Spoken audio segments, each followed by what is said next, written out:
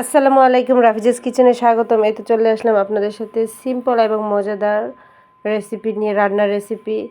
প্রথমে আমি নিয়ে নিলাম রসুন কুচি, পেঁয়াজ কুচি, শুটকি, লইটে শুটকি আর ছোট ছোট গুটি আলু।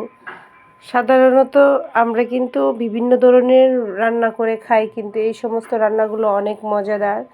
আমার পছন্দের একটি খাবার, সেই জন্য সিম্পল রান্নাটা আপনাদের সাথে শেয়ার করতেছি। প্রথমে আমি চুলায় কড়াই বসিয়ে তারপর তেল দিয়ে দিলাম, সামান্য লবণ দিয়ে দিলাম তেলের সাথে, যাতে অনেক সুন্দর করে ভাজা ভাজা হয়ে যায় শুটকিটা। এই টেকনিকটা অ্যাপ্লাই করলে অনেক ভালো হয়, কারণ কি মাছও ভাজলে মাছের আগে যদি আপনি এরকম লবণ দিয়ে দেন তাহলে মাছটা কড়াইয়ের সাথে লেগে যাবে না। তারপর শুটকিটা অনেকক্ষণ ভেজে নিলাম, ভাজা হয়ে গেলে তারপর আলু দিয়ে দেব,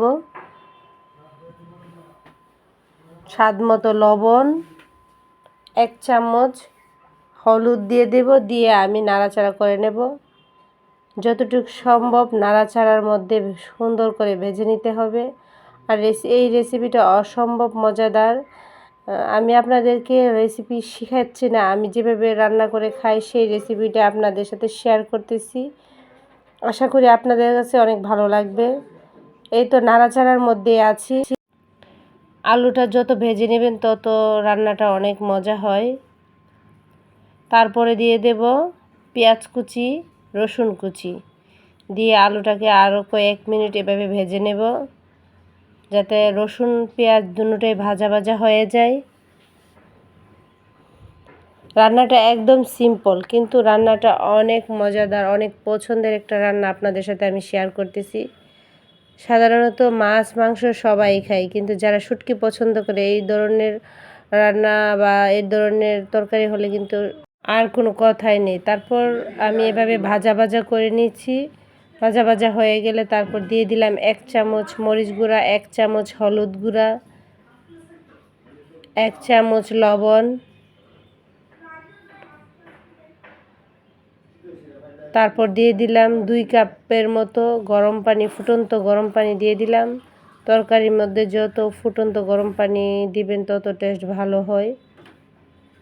তারপর নাড়াচাড়া করতে থাকলাম, মশলাটা লবণ যাই আছে এর মধ্যে যাতে মিশে যায়। অনেকে আদা রসুন দেয় বাটা, আমি আদা রসুন দেই নাই, আর বিশেষ করে আমি অন্য কোনো মশলা অ্যাড করি নাই। শুটকি মানে যাতে শুটকির ঘ্রাণটা থাকে, সেই জন্য রসুন পেঁয়াজ দিয়েই আমি এই রান্নাটা করি। তারপর দিয়ে দিলাম আস্ত কয়েকটা কাঁচামরিচ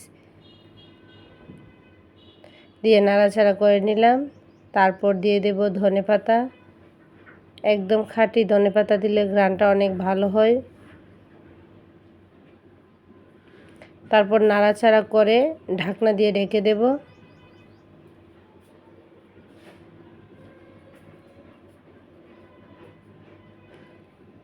চুলা বন্ধ করে 10 মিনিট পর এই তো হয়ে গেল আমার মজাদার লইট্টা শুটকি দিয়ে আলুর তরকারি। ভালো লাগলে অবশ্যই এই রেসিপিটা ট্রাই করবেন। সবাই ভালো থাকবেন, সুস্থ থাকবেন। আল্লাহ হাফেজ।